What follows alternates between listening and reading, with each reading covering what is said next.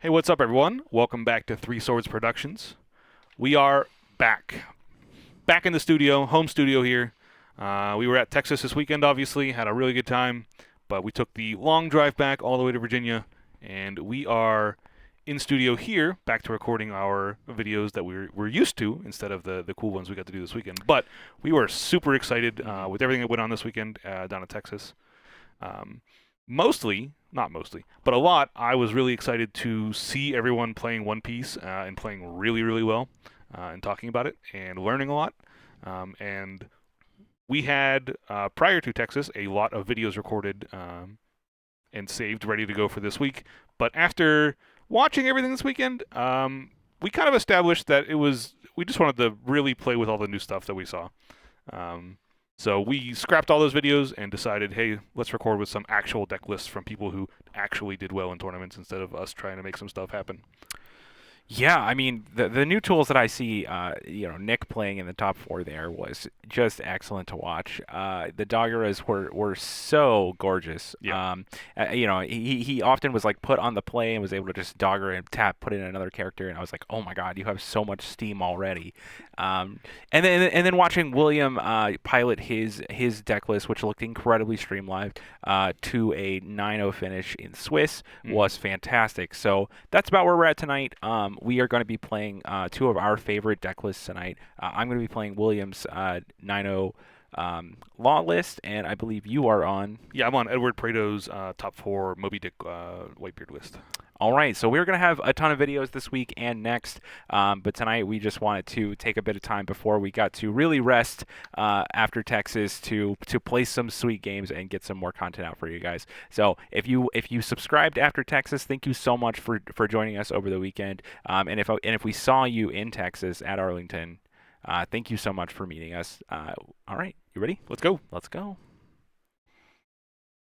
All right, so we have rolled the same number about 3 times here, so we are going to just fast forward past that. It's about a 40-second skip, still rolling die because that's what happens. Yeah.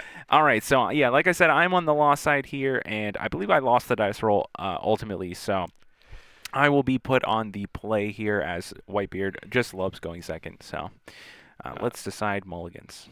Yeah, absolutely. I'm on Moby Dick version of Newgate here, so looking for any of the Moby Dicks as being the eponymous name for the deck. Yeah, so I mean that's like one of the weaker points of your deck, right? Is that you can't always just have it. So being able to mulligan for it seems pretty good. And we're going to lead on Nami here and add Brook. Brook being like one of the very strong cards in this matchup, as it lets me play on curve while also just continuing pressure and attacking Newgate. I like Brook a lot in the law decks. It has a lot of flexibility and a lot of cool things it can do. It really does. Like those later turns where you just need to play a 5th character, but often that means that you're not attacking your opponent for as much as you possibly could. Well, guess what? You play Brook on the table, you equip to your character, you're going to get to swing with it. Look at you showcasing the power of exactly what you said right here. That's right. And you know what's interesting? I swing for 7 here and do not put the 3rd Dawn on my character to make it 8. Because you showed me Moby Dick, I actually think that my Moby Dick opponent probably just wants to not waste that card in hand and just take the life because they want to go down as quickly as they can. Yeah. Yeah, but against the Strawbeard version. Strawbeard, if you had not played the Moby Dick and I assumed you're on Strawbeard instead, I would have swung for 8 there to make you waste 2Ks out of your hand, potentially. Or if you take it, then you can't play 9-drop quite as easily. Right, it just makes things a little bit more awkward for you. And I agree with you. I'm Moby Dick, and I take the damage here. And I'm just going to slam down Jewelry Bonnie. You probably do play Vista in your deck, but, Vista on anything really is as good as Vista on the Bonnie for me, so yeah, I'll take that. I also, playing Vista plays into your Vistas for me. Correct. I can decide to play around your Vistas here by doing something like what I do as Atmos, and now I can't even be Otama Visted. Yep, and you swing 6 on my leader, and I will take it, and I pick up a Radical Beam off of that. So that's pretty good. Happy to see that one. Yeah, for sure. And that's the 2nd Radical Beam for the turn. Oh boy. So I feel like as soon as I get to 2, I am pretty safe for a couple of attacks here. Mm-hmm. But your grip is really full. I see 2 Luffys and a bunch of beefy characters in the hand. That's not a 2nd Radical Beam. You've lied to me. You have one Radical Beam, one Jet Pistol in hand there. Oh, look at that. And you're gonna. I think. I am sad that you've drawn that Jet Pistol with staring down an Atmos here. So we're going to tap Bonnie here, look at the top 5 cards. I'm really looking for a green card. I want to pick up, Starter Law or Blocker Law, but I'm very happy to take this Zorro. Yeah, Zorro's definitely also good. It's any of the things usually costing more than 3 Dawn are the looks for Jewelry Bonnie, I think. Mm-hmm. Well, Bonnie's your tool to keep finding the things that you want to swap into. So, Right. Of course, I already have one in my hand, I believe. And we are going to Jet Pistol the Atmos. You can play around one removal. You can't play around all of them, unfortunately. Right, and of course, Jet Pistol being a card, not really found in every single Law deck list. Yeah. So it's fine. Pretty good. It's a solid answer against the Boatbeard strategy, really. Absolutely. Yeah. Probably not what it was targeting to begin with. Probably just mirror match fodder or Kinemon or whatever. But quite good here. Definitely. Here I have a lot of options to go. I have 2 squads in hand that I could be playing out towards the board, getting myself really down into the range of low life where Moby Dick is online. I have a Vista, so I can option 2 Vista and start attacking his board. I can also attack the Bonnie and use Vista to blow up Nami. That's pretty good here. Eats a lot of his things that he wants to use for value. I can also go a little bit more aggressive. I can go negate attack life. Forget about the Bonnie. Let him have his board. He'll put him at 2 life, play King Do, and then play Whitebeard Party. Usually for counterpower is what I'd be looking for, but things like Jozu with Rush would be good later on as well. I also like keep my life total a little bit high against the Law deck. I don't like racing down to 0. There's no need for that because they can really start to pressure you. But so I think it's not both squads. It could be Squad Vista. It could be King Do plus Whitebeard Party. It could be a lot of different options. And I think I ultimately here decided to play the little more aggressive line, play the King Do, which now we'll play around Jet Pistol if you have it again. Mm-hmm. Forbid. Yes. But, and then Whitebeard Party can help inform the decision here. Of course, King Do being 7K, so I can't just outright destroy it. Right. But I can, of course, if I'm playing Gordon in the deck, I can do that. If I'm playing Otama, then those are definitely options. I could do that for Jet Pistol. But yeah, certainly harder for me to Vista. It's certainly harder for me to Jet Pistol it down. Yep, and I stare at everything here, and I see the Jozu. Jozu's really good here. Option for 2K to pitch. Option for a rush if I'd like that for an attack here. And yeah, and of course it's really important for you to choose the correct character to play out because your cards actually do cost quite a bit, and Moby Dick is going to create like an overwhelmingly powerful board of attackers. Yeah. But of course, I'm going to be attacking you for quite a bit in the coming turns, and I'm being a lot more efficient on my Dawn than you can be. Mm-hmm. So it's important that you're staring down a lot of cards in your hand, and each one of those represents basically one single play that you can make. You're not going to be able to make like this 3-card line. It's got to be the one card that you play. So, super critical that you make the right choice here. Definitely. I can see arguments for doing something like a squad in Vista, playing towards the board, Mm-hmm. and using my leader to attack down the Jory Bonnie. But at some point, I'm going to go to 0 on my own anyways, and it will be a problem. So I think playing a little bit more aggressive here is good. And then just passing back to you. Yeah, so you play the King Do. Sorry, I believe I bumped the camera there by accident.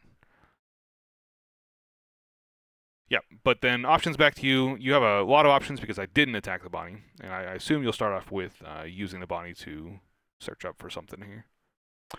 Well, let's see. Let's give it the old college try. Looking at a ton of options already in hand. Yeah. I'm very sad by the amount of blockers you have in hand there, as the law seems to do. It's a lot of counterpower in my hand as well, so Yeah, I'm gonna be able to protect my, if I a couple radical beams in my hand. Yeah. And Brook just showing off the power too. Brook still in hand, can be played to the board, can be brought back for another 2K. Certainly, and I am gonna be looking to swap the Brook that's on the board back to my hand so I can do that again. Yeah. great for the on-play effect, great for the counter power. Yes, great you all are going to around. see that Brook pop off a couple of times. All right, so we are just counting on our Dawn because once you get to you are playing a leader that is very efficient on Dawn. They have access to a ton of different plays. Oh I yeah. can play a card in my hand. Like if I'm playing Nami, I kind of have to think about what card am I trying to add off of Nami because there are cards that I'm going to have to be putting on on the bottom of the deck. Hmm. So I want to make sure that Nami's the correct card. If I play Curly to Dan, again, which one drop am I putting into my hand? What cards could I be losing to the bottom of my deck? Yeah. Those are super important things. Same thing with activating the Bonnie ability. It's less like, hey, I'm just adding a random card to my hand, like Kinemon or Kid would like to do. Sure. But it's like, hey, I need this to add a specific card to my hand. Which one is it? Hmm. So I have to consider all of that at the start of my turn so that I stay efficient on Dawn throughout. And it is kind of a lot for me to think about. Law's not like my primary deck or anything, so this is kind of a first time for me. Not exactly first time, but No, of yeah, course, exploring the territory. yeah. Not as intrinsically familiar with these lines, but it is a lot. Yeah. A lot to consider here. So we are going to swing 7K again. Another option to make this 8K, but I do think that Moby Dick kind of wants to go down to 1 life. So. Yeah, I like going to 1 here. That at least turns me Yes. this turn up above something like if you were to pick up a blocker law into play. Now I'm above it in a way that is a little bit more awkward for you. I did feel like because you were at 2, you would be willing to go to 1 to get the Moby Dick ability 1 turn sooner. Yeah. So that is why I made the swing there for 7. And we are going to play out blocker of law. Pick up Bonnie Yep. and put in something else. Is there a reason you picked up Bonnie instead of Brooke there? What's the Well, value it's between the two? so that you can't attack it down really. Yeah. I wanted to make sure that my entire board was not rested. Sure. Everything was ready to go, and you couldn't swing on anything. So that on the following turn, if I wanted to play another character based on like what you did on your turn, I could block with my chopper. But otherwise, I would just be able to start off the ability with a room ability. Okay. Cool. Yeah, I liked it a lot then. Mm-hmm. And I think one of the cool things that Law can do is basically, consistently present a board with no tapped characters that you can't interact with. Mm-hmm. Your only option is really to go face, and then I choose which ones I don't want to counter out of or whatever.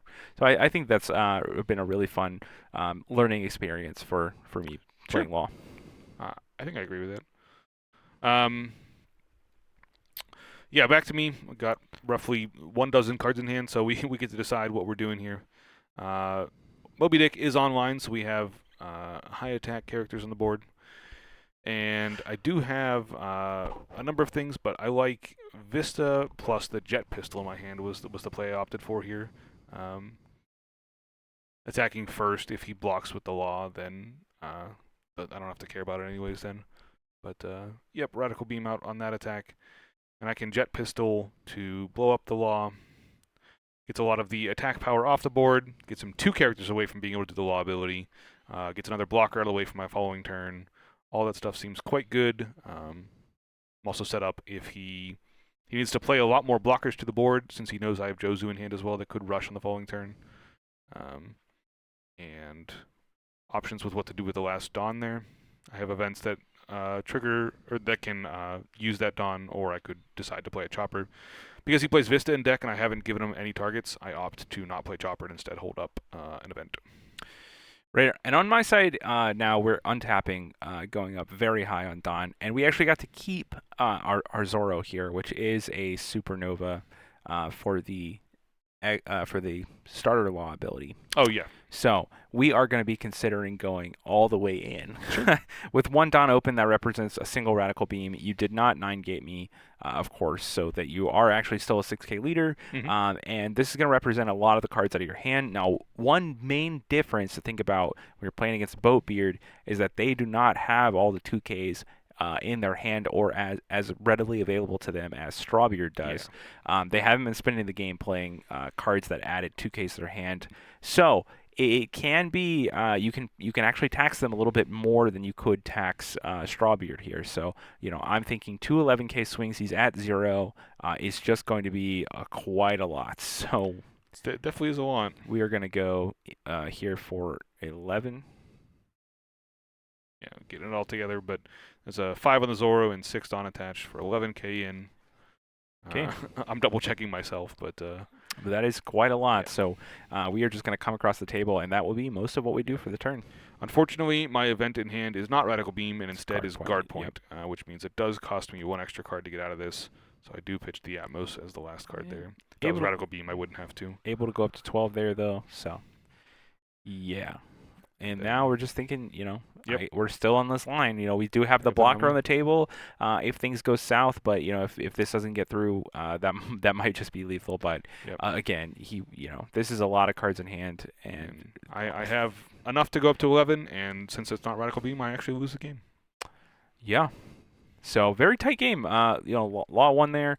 Really, I think Brooke was like an all-star. Yeah, Brooke was super Even good on the there. last turn of the game, you put me in a situation where, hey, you have to play 2 more characters in order to get out. And I think if that character, if one of them was not Brooke, basically being a zero, it emulated a zero-cost character there for me, and that is mission critical for that last push there. So I absolutely agree, and it was able to get you up to the character limit, which was super good too. yeah, exactly. Play this thing that essentially costs 0. That's number 4, and then the other thing is a 1-cost blocker, which I want on the table either way. And then the rest are all committed to my Zoro swinging. So Yeah. very nice there. Super good. Okay, that was an incredibly consistent law deck. William, you're the GOAT. Thanks so much for sharing that one with everybody. In the best way that you can really share a deck list, which is to go undefeated in Swiss. That's right. All right, man. Big shout outs to everybody who we talked to in Texas. And that is it for us. We will be back Thursday night for another video. And then after Thursday, it will be daily uploads again. We are going to take tomorrow and rest up. But again, thank you guys so much. Texas was amazing. Just interacting with all the players and seeing everybody enjoying the content online has been great. We will be back soon.